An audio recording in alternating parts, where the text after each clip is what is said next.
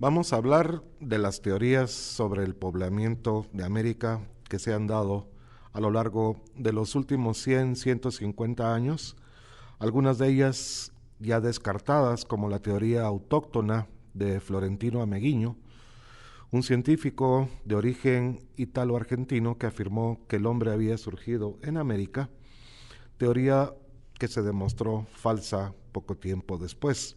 No vamos a hablar de esa teoría, sino que vamos a empezar con la del origen único o unirracial, que es producto de investigaciones que se llevaron a cabo desde la segunda o tercera década del siglo XX. Vamos a pasar después a hablar de la teoría del origen múltiple o polirracial, para terminar con las del origen de un doble y mestizo, que es una teoría un poco más novedosa, y la teoría australiana. Hay una última teoría que ha surgido entre los científicos, antropólogos y arqueólogos que dan para ciertas culturas, sobre todo en el norte de América, un origen que es europeo.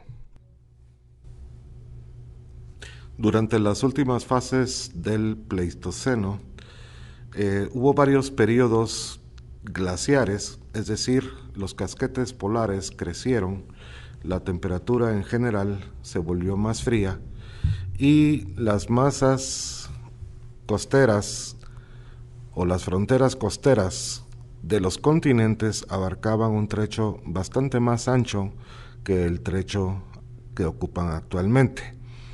Es decir, que los casquetes polares, al engrosar, al crecer en gran medida por las frías temperaturas, hicieron que descendiera el nivel del mar, por lo cual se crearon algunos puentes de tierra que unían un continente con otro. Este es el caso del estrecho de Bering, que tenía precisamente un puente de tierra que unía Asia con el norte de América.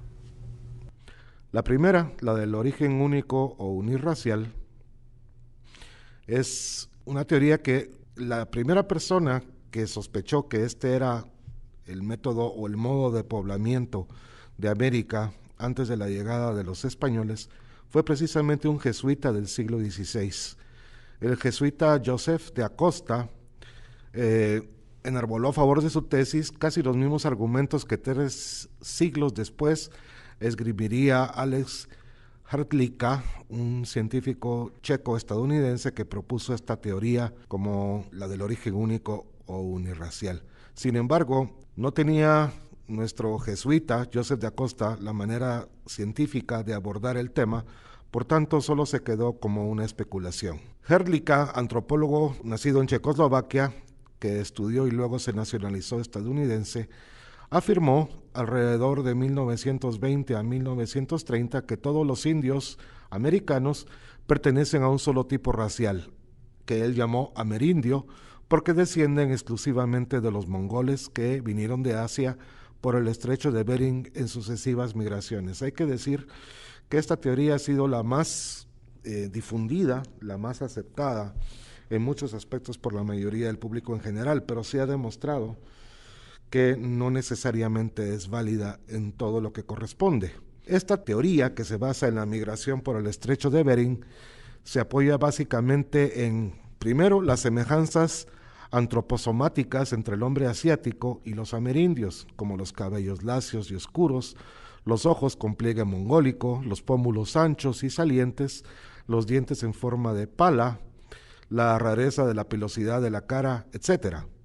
También señaló Hrdlicka la famosa mancha mongólica, una pigmentación verdosa congénita que tienen los asiáticos e indígenas americanos al nacer y que desaparece con el paso de los años.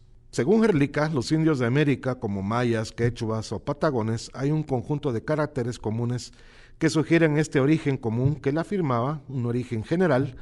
Este aire de familia se debería a que todos descienden de un tronco común, el asiático mongoloide, punto. La teoría de Hrdlicka afirma únicamente ese origen. Luego, una teoría más novedosa, la de los 4 orígenes, afirma que el origen del poblamiento de América se dio por 4 migraciones distintas de 4 distintos pueblos. El pueblo asiático en sí, el melanesio, el polinesio y también el australiano.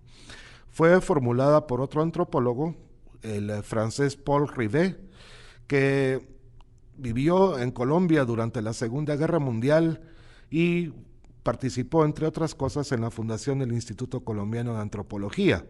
Rivet estudió a lo largo de toda América las culturas autóctonas y las relacionó con estas 4 fuentes de las cuales vamos a hablar a continuación. Según él, la variedad de tipos indígenas se debe a que América fue poblada por estos 4 grupos raciales que acabo de hablar hace un momento. De todas formas, la teoría de Rivet hoy por hoy es mucho más aceptada que la del origen único, de la cual acabamos de hablar hace un rato. Realmente las investigaciones que se han estado llevando a cabo a lo largo de toda América en los últimos años confirman el parentesco de los indios americanos con los 4 grupos que Rivet afirmaba. En ese sentido, vamos a hablar un poco de cuáles fueron los argumentos que Rivet aportó para confirmar su teoría. Primero, los rasgos biofísicos, como la estatura, el color de la piel, etc. Luego, los datos culturales y lingüísticos, tanto de los asiáticos como de los americanos y oceánicos, es decir, que hay similitudes. Refutó la tesis monorracial de Hrdlicka postulando varias corrientes migratorias. La teoría polirracial de Rivet nos habla primero de un origen melanesio o melanésico, que es una región insular de Oceanía conformada por islas como Nueva Guinea, Nueva Caledonia, Nuevas Hébridas o el archipiélago de Fiji. Sus habitantes son de raza negra y tienen fama de ser buenos navegantes. Según Rivet, a comienzos del Holoceno, es decir, el último de los periodos geológicos de la era donde el ser humano ya es un Homo sapiens, los melanesios cruzaron el Océano Pacífico en canoas llamadas piraguas de balancín y, ayudados por las corrientes marinas, habrían llegado por Centroamérica para luego dispersarse a otras regiones del continente americano.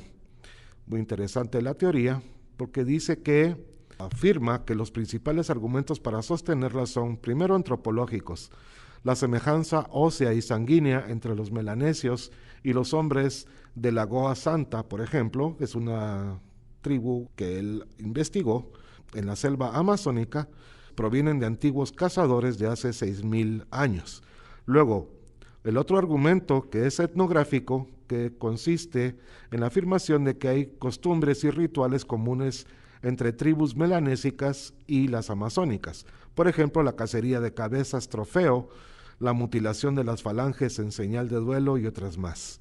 Luego, los argumentos culturales, Rivet señala el uso de las hamacas, los puentes colgantes, los mosquiteros, las porras estrelladas, los tambores de madera, etc.